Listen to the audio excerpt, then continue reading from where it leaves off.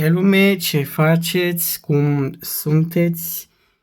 Aici este un peisaj mirobolant de ianuarie, după cum se poate vedea aici. Totul este liniștit și este ca și când nu ar fi nimeni.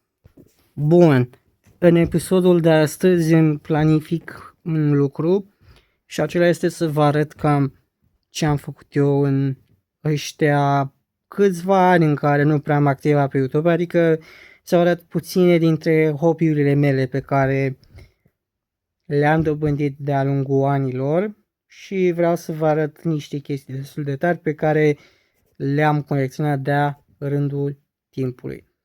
Așa că, fără alte adăugiri, haide să o facem. Bun, astea două sunt de fapt ale lui nepotul meu. Stăm în aceeași cameră, în acest apartament în chirie. Însă figurina asta cu Hatsune Miku aici este total a mea. După cum se poate vedea aici. Dacă camera... Ia uite, gata că s-a focusat corect. S-a focusat, e bine. Ia uitați. Super tare, frate. Bun. Acum. Asta este, practic, chestia principală. Biblioteca. Deci, uitați, am cărți pe rândul ăsta, cărți pe care am luat de la Cărturești eu, cărți pe care am luat de la un târg de cărți de economie circulară. Moca, gratis, efectiv. Cărți vechi gratis. Dacă nu vă vine să credeți. Pe care am luat de la E-Mediu, de la Express, de la tot felul de chestii. Și uitați, am umplut și sertarul ăsta, Numai de cărți aici. Nici nu știu cum să mă descurc cu cărțile astea. Nici nu știu câte să le citesc. Pentru că am foarte multe aici. Se poate vedea. Și să vă mai arăt un loc în care mai am cărți. Deoarece spațiul era foarte redus, am și aici câteva chestii. Inclusiv chestiile astea două noi, pe care le-am luat acum o lună de zile aproape, de Sfântul Nicolae. Asta, premiul Nobel pentru literatură, mama, dar s-a pus praful, nu glumă, nu știu de ce l-am ținut aici, aolo, s-au prăfuit pe aici. Și asta, cu de la Monica Iovinescu, dai te vezi, dacă n-ai spațiu, ce să faci? Să pune praful pe ele. Și mai am și revistele astea pe aici, am și ziarele astea pe aici, după cum se poate vedea.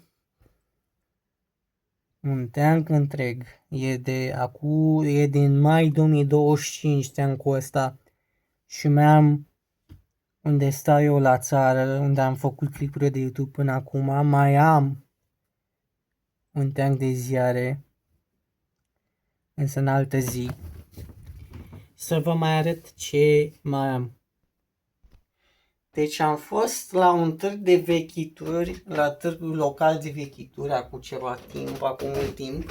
Și uitați ce mi-am luat. Pe lângă toate chestiile astea, uitați, un Xbox 360. Am și cablurile într-o cutie. Și tot felul de alte chestii pe acolo care nu sunt neapărat relevante pentru noi.